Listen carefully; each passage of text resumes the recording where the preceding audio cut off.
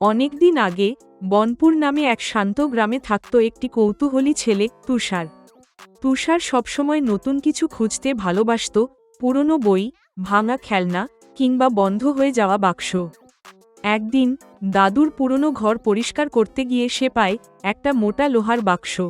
বাক্সেটার গায়ে ধুলো জমে আছে, আর সেটাতে লাগানো তালাটা জংধরে বন্ধ।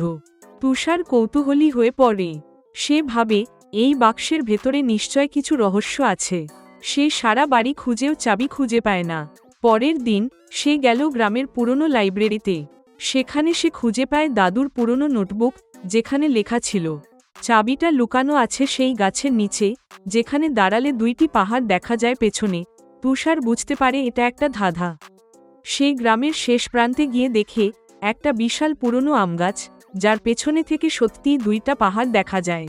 গাছের নিচে খুঁড়তেই সে পায় একটা ছোট কাঠের বাক্স, যার ভেতরে চাবি। সে দৌড়ে বাড়ি ফিরে আসে, চাবি দিয়ে খুলে ফেলে লোহার বাক্স।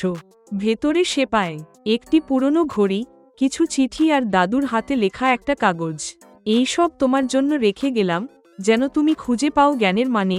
জিনিসের চেয়ে জানার আগ্রহই মানুষের আসল শক্তি। গল্পের শিক্ষা, কৌতূহল ও ধাঁধা সমাধান করার ক্ষমতা আমাদের জ্ঞানের দরজা খুলে দেয়।